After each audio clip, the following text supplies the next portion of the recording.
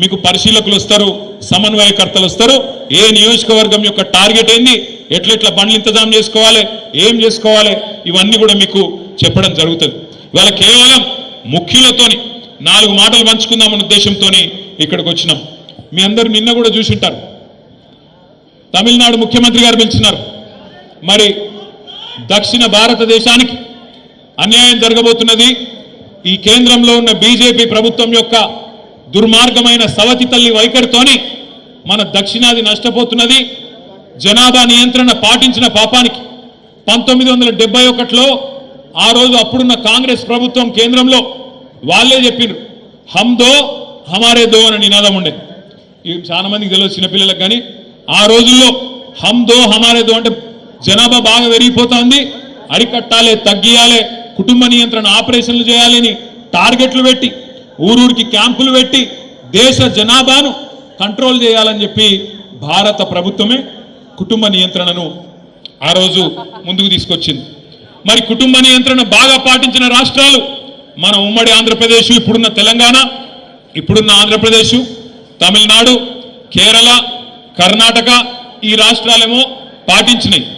భారత ప్రభుత్వం చెప్పింది కదా, మంచి పనే కదా, దేశం జనాభా తగ్గితే దేశం ముంగటపడుతుందట, ముందుకు పోతుందట, అభివృద్ధి జరుగుతుందట, మనకిద్దరు పిల్లలే ఉంటే దేశానికి మంచిదట అని చెప్పి దేశభక్తులుగా భారత ప్రభుత్వం చెప్పిన మాటను పాటించింది దక్షిణ భారతదేశంలోని రాష్ట్రాలు.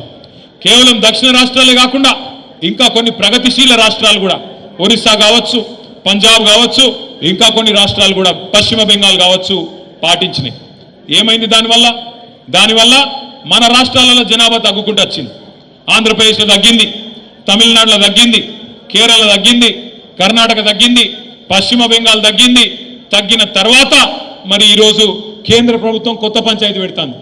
కేంద్ర ప్రభుత్వం ఏమంటున్నది, ఎక్కడెక్కడైతే జనాభా తగ్గిందో అక్కడక్కడ ఎంపీ సీట్లు తగ్గిస్తా అంటది. ఎక్కడెక్కడైతే ఎవడైతే నీ మాట వినకుండా పిల్లలు కనుకుండా వేయండో, ఎక్కడెక్కడైతే జనాభా పెరిగిందో, ఉత్తరప్రదేశ్లో, బీహార్లో, మధ్యప్రదేశ్లో, రాజస్థాన్లో వాళ్ళు జనం ఎక్కువ ఉన్నారు కాబట్టి ఎంపీ సీట్లు ఎక్కువ చేస్తా, మీరు తగ్గినారు కాబట్టి మీకు తక్కువ చేస్తా అని చెప్పి మోడీ గారు ఇలా మన మెడ మీద డీలిమిటేషన్ అనే కత్తి పెట్టబోతా ఉన్నాడు. అందుకే సమిష్టిగా కొట్లాడాలి. ఎందుకంటే వాళ్ళకి ఎరికే బీజేపీ వాళ్ళకు తెలంగాణలో వాళ్ళకు నూకలు తెల్లయి. ఏదో ఒక ఎలక్షన్ గెలిచిర్రు మొన్న, అడిమారి గుడి దెబ్బల ఊరూరికి రేషన్ బియ్యం పంచి తలంబ్రాలని దానికి ఒక కథ పెట్టి, నేను చెప్పేది కరెక్టా కాదా? మీరేమైనా నిజంగా వచ్చినాయి అనుకుంటున్నారా? అయోధ్యకి అయోధ్య లేదు, ఏం లేదు. అయోధ్యలోనే వీళ్ళ మోసం పసిగట్టిరు. అయోధ్య ఎక్కడైతే రాముల వారి గుడి కట్టినరో అక్కడి ప్రజలే వీళ్ళు మోసగాళ్ళని గుర్తించి అక్కడనే వీళ్ళని ఓడగొట్టి ఇంటికి పంపించారు బీజేపీ వాళ్ళని. కానీ వీళ్ళు తలంబ్రాలు తెచ్చి అందులో మనకు కూడా సెంటిమెంట్ ఊసిరు, మనోళ్ళకు కూడా ఊసిరు. నేను ఒక 2-3 సర్పంచులు మా వాళ్ళు అడిగారు సిరిసిల్లలో, అన్నా మరి ఏం చేయాలి, ఏం చేసి సురేంద్రబాబు ఏం చేద్దామంటే మరి దేవుని కానీ సరే చెయ్యి కాంతి అని అంటే మరి ఎక్కడోళ్ళు అక్కడ ఊరేగింపులు తీసిరు మనోళ్ళే. గట్ల మొత్తం ఒక సెంటిమెంట్ చేసి ఎందుకు చేసిర్రు అంటే ఒక్కటే కారణం, బీజేపీకి 10-11 ఏళ్ళ తెలంగాణకి ఏం చేసినావు అని అడిగితే మెమ్మెమ్మే బెబ్బెబ్బే, ఏమీ లేదు. నువ్వు బండి సంజయ్ గట్టిగా అడుగు, ఏం చేసినావా తెలంగాణకు, మీ మోడీ ఏం చేసిండు, ఈ 11 నెలల్లో ఏం జరిగింది, ఒక్క మాట అడుగు. ఏం తెలియదు. ఏం చెప్తాడు ఆయన? ఒకటే తెలుసు ఆయనకు, ఒకటి మసీదు కూలగొడదాం, ఆడ శివం వెళ్తే మీది, శివం వెళ్తే మాది. గదొకటే ఎరక మనకు, ఇంకోటి తెలియదు. ఇంకోటి ఏం చెప్తాడు, అన్నా ఇవాళ ఏం వారమే, రేపేం వారమే, ఎల్లుండేం వారమే, ఇది తప్ప ఓ బడి తెచ్చింది లేదు, పోని మా కమలాకరణ లెక్క ఒక గుడి కట్టింది లేదు. తిరుమల తిరుపతి దేవస్థానం అద్భుతంగా వెంకటేశ్వర స్వామి గుడి కూడా కరీంనగర్లో మళ్ళా కమలాకరణం కొనుక్కుంటేనే అయింది తప్ప ఏ బీజేపీ కూడా ఏం చేయలేదు.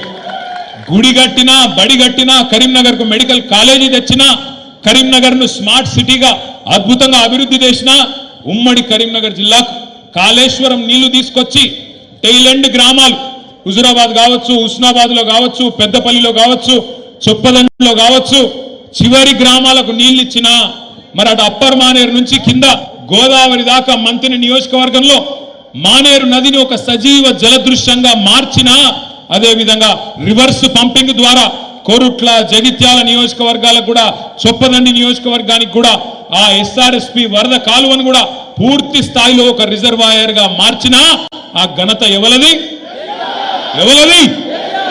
కేసీఆర్. మొత్తం ఉమ్మడి కరీంనగర్ జిల్లాని సస్యశ్యామలం చేసి జగిత్యాల జిల్లా చేసి పెద్దపల్లి జిల్లా చేసి రాజన్న సిరిసిల్ల జిల్లా చేసి జిల్లాకు ఒక మెడికల్ కాలేజీ పెట్టి జిల్లాకు ఒక నర్సింగ్ కాలేజీ పెట్టి 280 ఉన్న గురుకుల పాఠశాలలను 1022 గురుకుల పాఠశాలలు చేసి 1,00,000 మంది ఉండే విద్యార్థులను 6 లక్షల మంది గురుకుల విద్యార్థులకు ఒక్కొక్క విద్యార్థి మీద 1,20,000 రూపాయలు ఖర్చు పెట్టి పిల్లలకు గాని పెద్దలకు గాని అందరికీ అన్ని చేసిన నాయకుడు కేసీఆర్. 10 ఏళ్ళు బ్రహ్మాండంగా కడుపుల సల్ల కదలకుండా ఎక్కడ కూర్చున్న వాళ్ళకి అక్కడ ఫోన్ల బ్రహ్మాండంగా మెసేజ్లు పడుతున్నాయి. యాసంగి నాటేసే టైం వచ్చిందంటే, వానకాలం నాటేసే టైం వచ్చిందంటే మీ ఫోన్లో ఏం సౌండ్ వస్తుండే? టింగు టింగు అంటుండేనా? ఇప్పుడు టింగు లేదు, బొంగు లేదు. ఉందా? వాడు కొత్తది కనిపెట్టిండు టింగు టింగు.